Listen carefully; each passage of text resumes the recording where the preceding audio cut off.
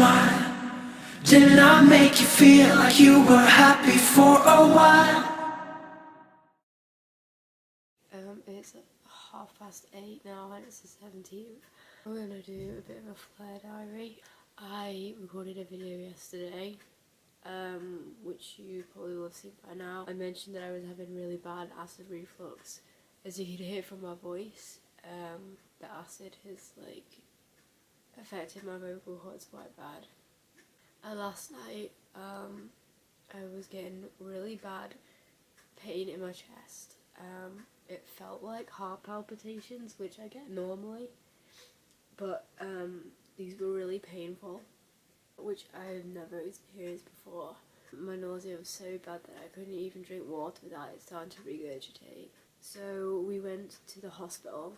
Such local heroes. The Premier League live on TalkSport and every kick, every goal, every game. I had a line put in, and the doctor that saw me was amazing. She actually did her dissertation on hypermobility, like what are the chances. Luckily I took my specialist letters with me,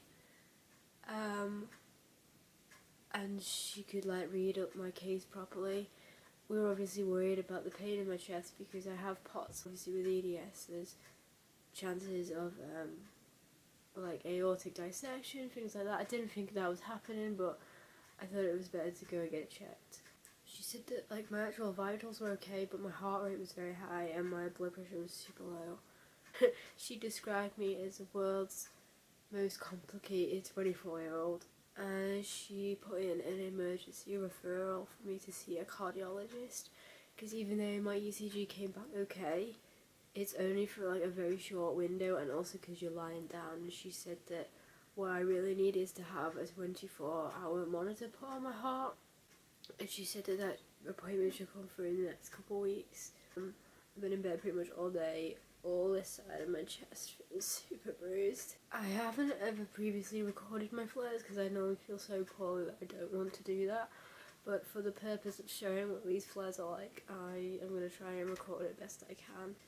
I can feel my appetite is going completely, and I'm feeling nauseous. I'm sick today and cancelled my driving lesson, which I'm kind of bummed about. But this is part and parcel of having a chronic illness. What I'm going to actually do now is just make sure that my room is comfortable for me before I get any worse, and that I've got everything nearby that I need to. I might change my bedding. I feel rough, but I know it's going to get worse. That's generally what happens with a flare. So I think I'm going to change my bed. I don't know what happened. I'm definitely having some sort of flare. I just halfway through trying to put my bedding on, I felt like my bowels were going to go.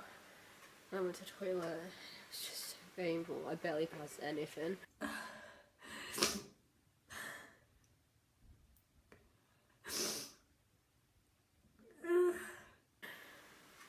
It just felt like nothing was working down there. It hurt really bad.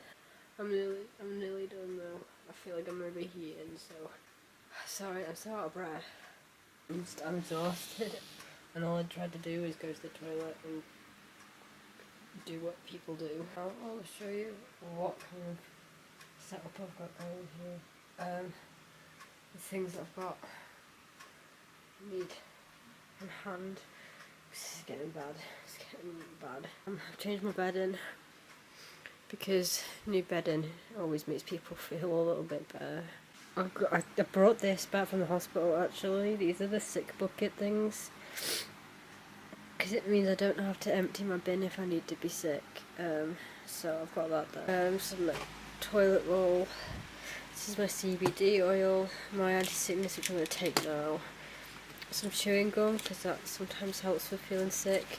Some paracetamol, that's more sickness stuff. This is some codeine, which I try and take sparingly because it's given me headaches in the past. This is my blood pressure machine. I'm just going to leave it on my windowsill. This is a product I want to talk to you about in a later video when I feel better, but it keeps my water ice cold all night. Does anybody else get this with animals? They just seem to know, like, when you're not well. This cat's very intuitive. She always seems to know when people in this house aren't well. Through all my bad flares, she's been in with me. Yes. Same again, buddy. Same again. My chest is definitely still really sore on this side. You don't need to check it. It's okay. You don't need to check it. Normally when I get bad flares, I actually don't see through the night at all. So we'll find out. I'm hoping, fingers crossed, with all my comfy new bedding and stuff, I'll get some fairly decent sleep. Alarm set for 9:30 a.m. tomorrow. It's 5 a.m. Guess who woke up several times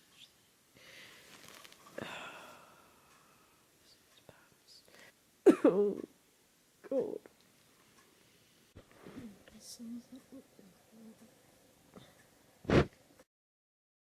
Feeling really achy this morning.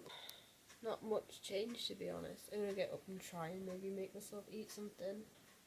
I weighed myself yesterday, and the weight that I thought I wasn't. I was half a stone lighter. As you can see, that is my current weight, 7 stone. When I saw the dietitian like 4 weeks ago, I was 7 stone 5, 7 stone 6, so I don't really know where I'm weighing from. There's literally like nothing to me to begin with. Nurse Simon's on the day shift, aren't you, mate? But you're sleeping on the job.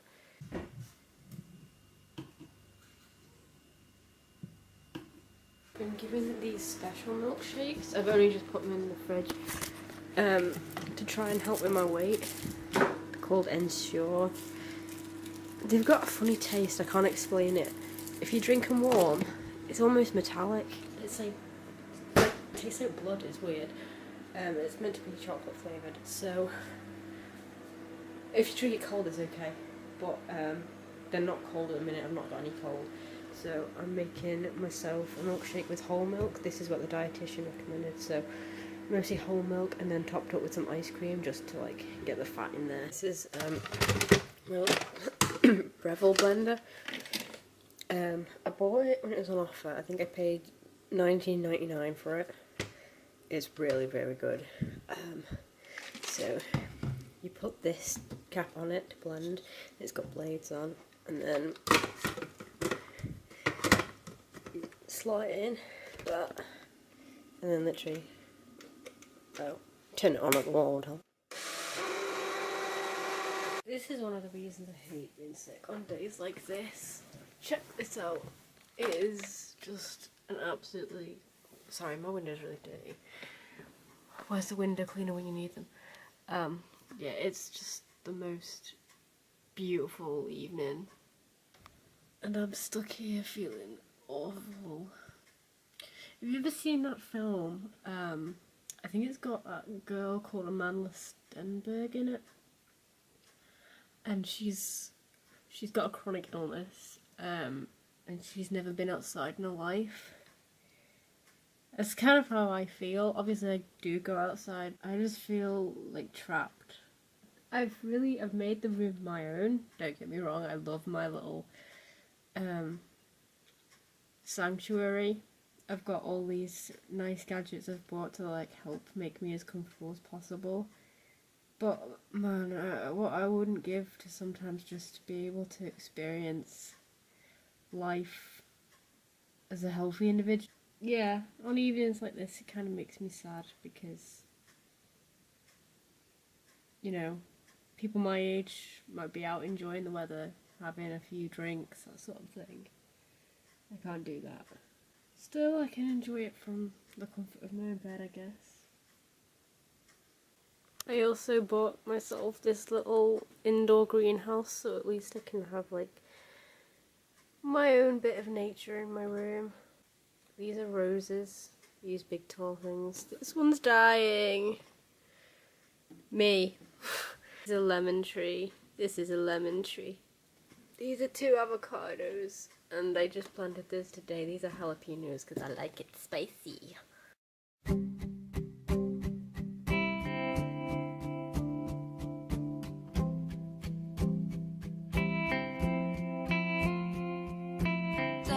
On the east side, where you at? Phone lights at my nightstand in the black. Come here. My appetite is pretty much all but gone. I literally, that's the milkshake I had earlier, and as you can see, I barely got halfway through it. It's so frustrating when doctors say, oh, just you need to eat through it, you just need to like keep eating. That is the last thing anyone wants to do when they feel so sick all the time and they've got no appetite and things hurt. Like, that is the last thing. Like, if someone had the flu and they didn't eat, like, you get it, don't you? You understand why people don't want to eat, they're just not feeling up to it. That's me, but like, a lot of the time, I just...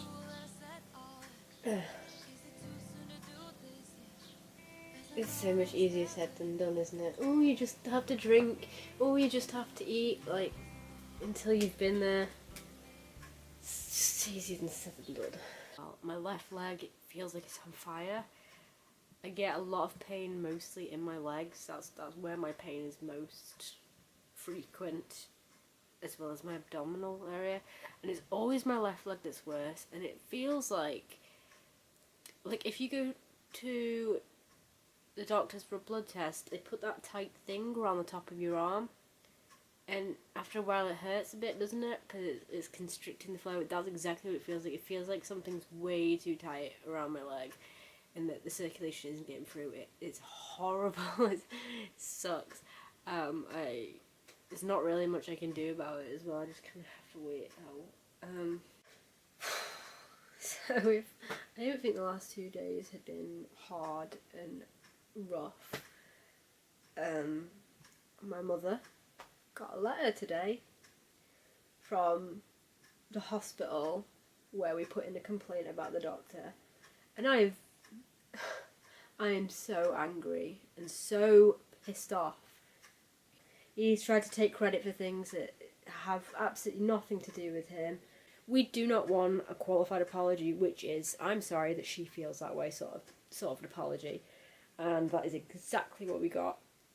He said he was looking out for my welfare. I don't really know how asking someone if they self-harm and whether it would help is looking out for someone.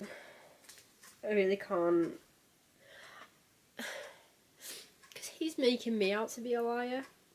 I've nothing to gain by lying about what he said to me. He's lied about other things in here as well.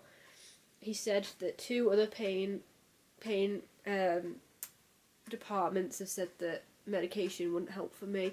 That's not true at all. I saw one in a local town, and they said that they didn't feel my pain management program there would be appropriate for me, but I could be on the list if I wanted to, but they didn't think it would be appropriate because it wasn't people my age, and they felt the one would be much better for me because they have a young person's program. Medication really wasn't brought up too much in that appointment. And the second one, they are trying to work with me at the moment to get me on a pain program. I literally spoke to my physio 2 weeks ago, and he said there is no reason why we couldn't try and look at some sort of medication to balance out with my physio. These people are supposed to like look after us and care for us. I've been under his care since 2015, and my pain's gotten so bad, and he's allowed me to get to a point where I've told him that I tried to kill myself because his pain was so bad. I've thrown up in front of him because of the pain.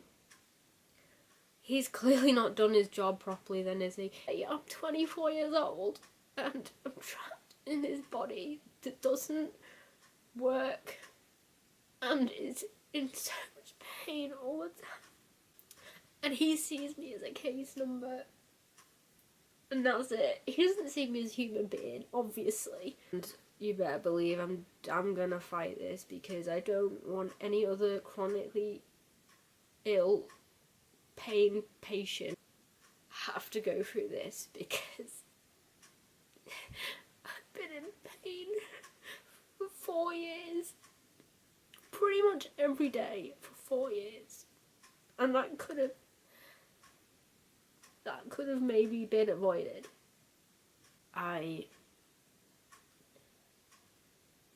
I was pretty healthy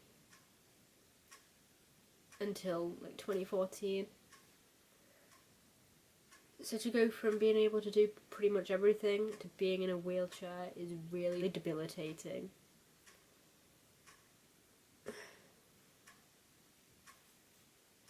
I can't hold down a full-time job at the moment because I'm not well enough.